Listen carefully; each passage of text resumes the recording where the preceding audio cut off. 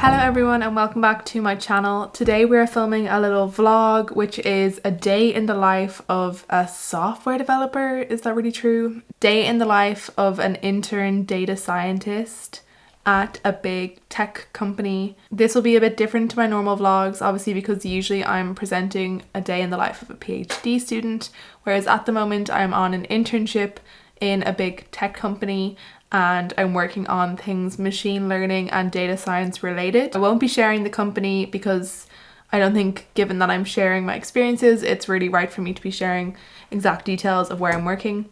And I also won't really be able to share a lot about the work that I'm doing just because it is confidential, but I'll still just be taking you through a typical day in the life working for a tech company basically. So what it's like to work in software, and this will be sort of an interesting potentially vlog for any of you who are considering going into a career in industry. So I hope that this will be interesting to you. Without further ado, let's get into the vlog.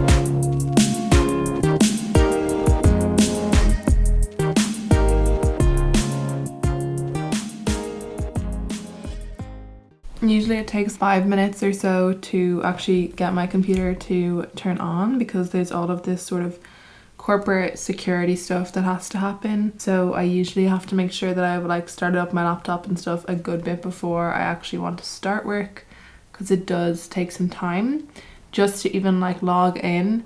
And then I have to do 3 or 4 rounds of putting in different passwords as the laptop starts up. We also have this app where we have a personal token that you have to put in, and then you have a set of digits that you have to put in for certain things. Back in the day, my parents, when they were working, would have had this where they had a little sort of pager kind of thing that had a token on it that changed every 30 seconds. This is sort of like that. Just catching up on some of the emails now that would have come in last night. Because we use Microsoft Teams, which I feel a lot of big companies use, that actually means that you have a little tick box type thing to show when you're online. So if you're green, you're online. If you're yellow, you've stepped away, so you're not probably actively doing stuff on your laptop. And then you'll have not online. And then you'll also have a red button if you're in a meeting. And same thing with our calendars, because it all is Microsoft sort of products used by the company. So in the calendar, you can see when people have meetings scheduled and when they don't. You sort of always know what people are doing pretty much. Yeah, today I've got a good couple meetings. Usually every morning I have a daily stand-up with my team. So that's at 9:30, and they sort of say in my contract it says 8:30 to 5, but I found that I find it really hard to work in the mornings with the meetings, breaking up the working time. So I tried to push out my start time and then finish up later in the day. So I'm starting at 9, just getting ready for the stand-up meeting and tidying up any work that I did yesterday, because we have that meeting and then we have a little break and then we have another meeting with a different team, another stand-up, because of a project that my team is working on, or some people on my team are working on. We then have to meet the full team who are working on the project then.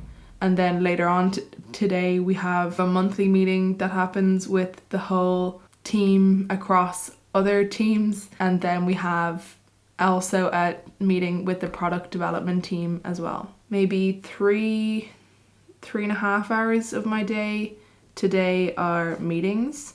And they're all they're not back to back fully. So it means that there's maybe another hour that's lost in between meetings because there's not going to really be as much time to get stuff done during that time. So I'd say there's maybe 2 solid 90-minute periods where I'll be able to actually focus and get work done, and the rest of it will just be meetings. So that's what I've got looking ahead for me today. So just working on cleaning up my code before this meeting. Sorry if the lighting is all over the place. It's a weird day outside today, so what can we do? So yeah, just working on cleaning up the code that I worked on yesterday at the moment. Basically what that means is just making sure everything is in sort of a good order, like flowing logically, like it's well commented, so that if somebody else is looking through this, they'll be able to understand what's going on basically.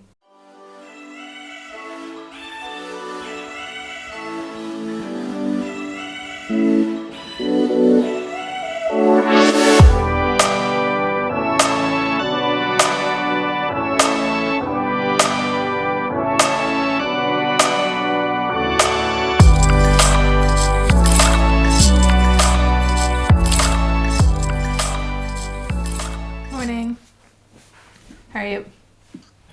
Yeah, I'm heading down to Galway again for the weekend. Just finished up with the stand-up for my team, and usually it finishes up a few minutes early, so it's like 5 to 10 now, and it was meant to finish at 10.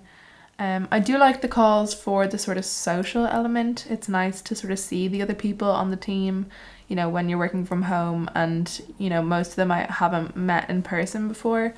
So I definitely, you know, I like it for the social aspect, but generally I think the stand-ups, I find them kind of stressful. So if you've never worked in tech before, pretty much daily stand-ups are commonplace for any teams that are working on projects together for like agile work process. Essentially what that means is every day you'll meet for a quick meeting where you just share what you did yesterday and what you're going to work on today. And so obviously each day, like, they'll know what you were meant to work on yesterday and whether that went well or not. So I kind of find those a bit stressful, just because essentially if you haven't had a good day the day before, if something went wrong, or, you know, with programming a lot of the time you'll think that something is going to take a certain amount of time and it takes a lot longer, or, you know, you just struggle with it and it's not really working as well. So I don't really enjoy them for that. I find them kind of stressful, and it means a lot of the time, you know, if I'm working and I'm finding something difficult, I just start thinking like, oh, like, what am I going to say tomorrow in the stand-up if I don't have this done? Or if I haven't, you know, managed to get something completely finished, or even sometimes started, because sometimes it's the first step in the programming pipeline that is really messed up and you can't get something to work. And then usually once you have that first thing done, everything else is fine. So you can be staring at something for hours and it's just not working, and like you'll actually have made zero progress. And so I find it kind of stressful knowing that I always have to go in the next day and explain that. Whereas I think when in my PhD I have weekly meetings, so it means there's always time. You might have 1 or 2 bad days in the week, but then you'll have 1 or 2 good days in the week that really you've gotten all of the work you needed to get done in those 4 days done in those 1 or 2 days, because you had 1 or 2 days that were a bit of a struggle. So I feel like that works a lot better for me. It's a lot less stressful. So I have another stand-up now in half an hour with a larger team, and it's sort of a weekly progress meeting. So we'll all just be talking about our results and then talking about what results we're going to present in a different meeting later on. So for now I'm just going to go and grab a coffee and then just go back to work a little bit. I usually, in between these meetings, if I have something hard to do, I won't bother getting started, because you'll need the actual few hours of concentrated back-to-back work. Whereas if I have something simple and easy to do, then I will do that, because it's not going to be requiring that focused attention. I can just go ahead and do it. I have a couple of small things to do today that I can get done in the in-between meetings sort of thing, so I'm going to do that once I grab my coffee.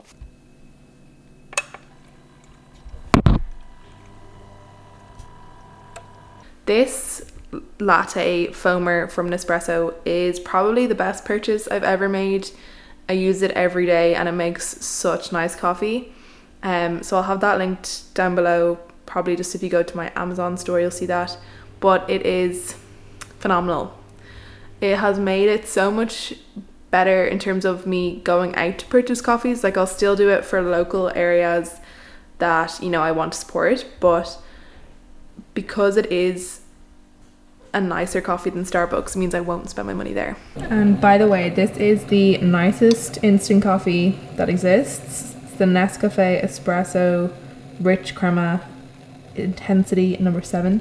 So it definitely does have a rich crema. What that basically means, if you are a coffee snob, means when you add the hot water, like you don't need to, because it's so fine, like it's like basically powder. When you add the water, it actually does like what a really good quality Americano would do, which is it foams up like that. So it is very tasty. Oh, there she goes.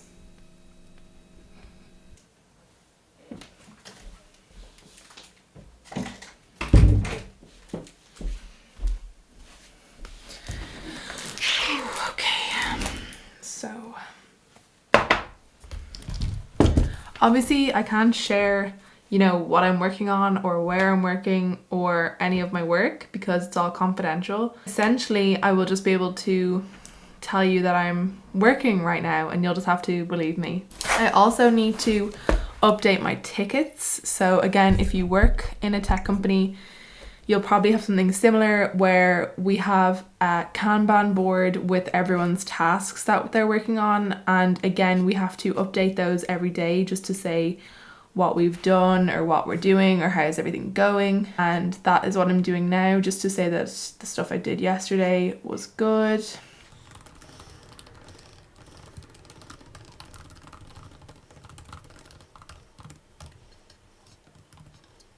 So I have 2 tickets at the moment that are pretty much the same, so I'm just updating both of them.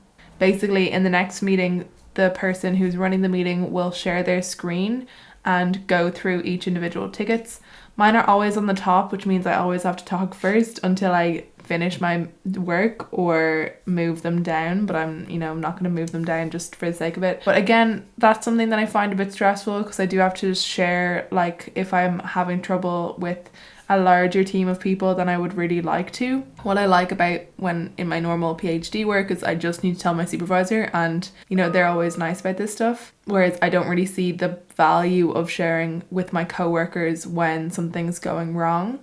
To me, that just doesn't seem worthwhile. Like I wouldn't enjoy if I had to share with other students of my professors that I was not getting things done or having difficulty. I just don't see what the purpose of that is. So if you work in tech and have an idea, let me know in the comments below.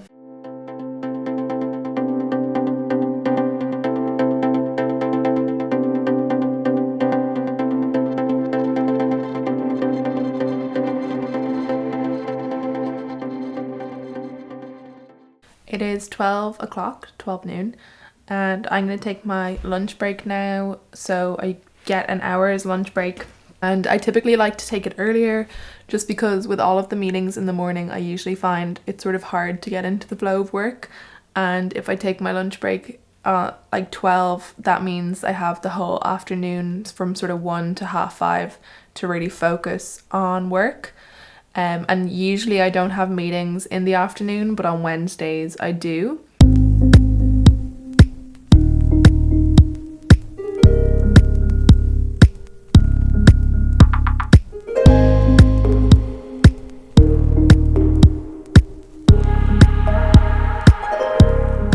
So usually I like to head out for a nice walk at lunchtime, but as you can see, it is absolutely bucketing rain. I don't know if you can even actually just see the way the rain is like clattering off the ground. So instead of going for a walk, which I'm so glad now that I went out for a walk this morning because yeah, that looks like it's down for a while. So I'm just gonna do a bit of packing.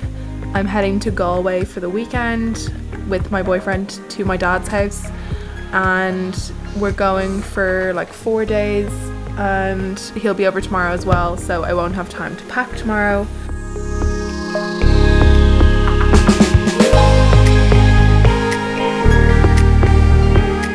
Getting back to work, just made myself a little iced coffee. So just checked my emails and saw one of my meetings for later on is cancelled. Good few cancellations today, which is grand because I did have a lot of meetings scheduled and now it means I've got more time to actually do some work. So I still have one meeting in about an hour and I'm presenting to the sort of Dublin office and one of the other offices the work that we did last month. So I was taking part in a hackathon, which if you're not involved in tech, essentially it's a couple days event where you work with a team and you come up with some sort of solution.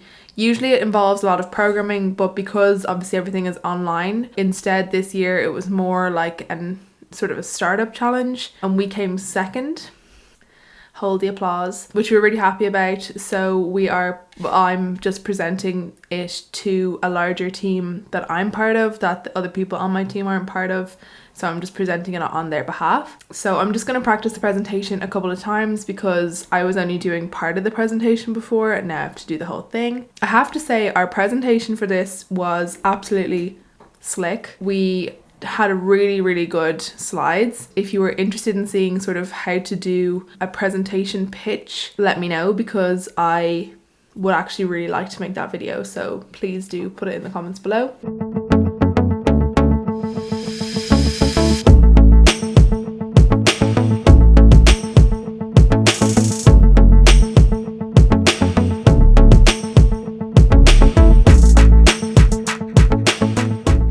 So I've just finished that meeting. It is actually so gloomy and dark, I cannot believe it. Like, it's meant to be summertime and I'm sitting basically in the dark. That was grand. Just presented that presentation. I think most people there had seen it already, but you know, good practice on my presentation skills. Anyways, look at this shadow. It's so dark. So yeah, now I have 2.5 hours left of work. Now it's time to really get to work, really. Like, I've been doing bits throughout the day, but this is my first and last, I suppose, big stint of back-to-back work. I can really just crack on now. I'm a bit hungry though, so I think I might just grab a snack. If you've never had nduja, you don't know what you're missing. It is so good. It's like this spicy sort of salami. It is so good. If you can get your hands on it, would recommend.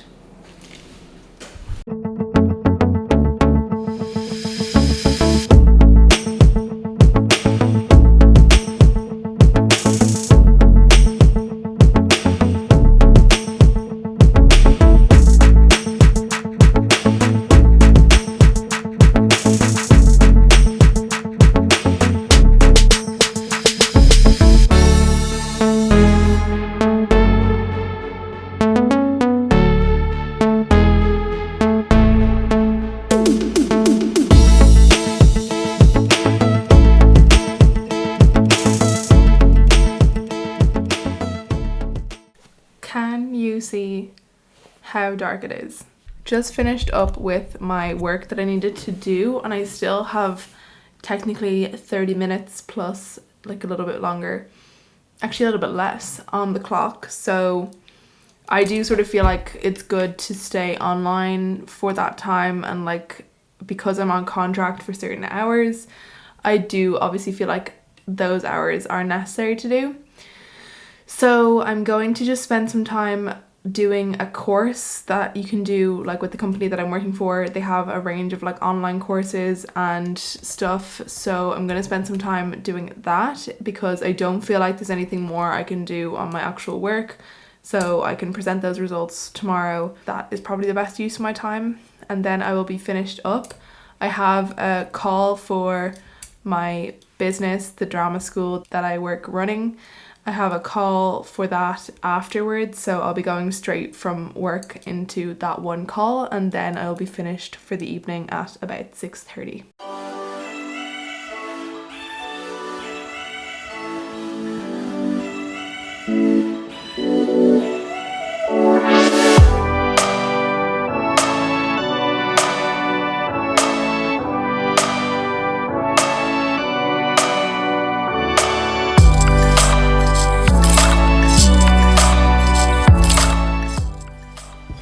Hi Claudia, how are you doing?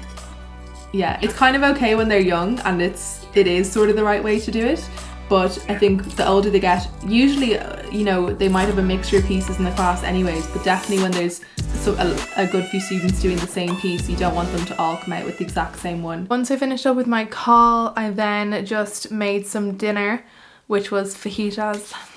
Love a good fajita night. And then my nephew came over, so I just spent some time with him, Now it's about 8 p.m. and I have to start editing this video if I want to get it up before I go away this weekend, and probably be watching some Love Island as well. So that is it. That is a day in the life working from home as a data scientist, software person, don't really know what to call it still, as part of a large tech company. Really hope that you enjoyed this video. Again, be sure to like and subscribe. Thank you all to my wonderful members as always. You really do make it possible for me to keep making these videos and I really appreciate you. Thank you all so much for watching and I'll see you all in the next video.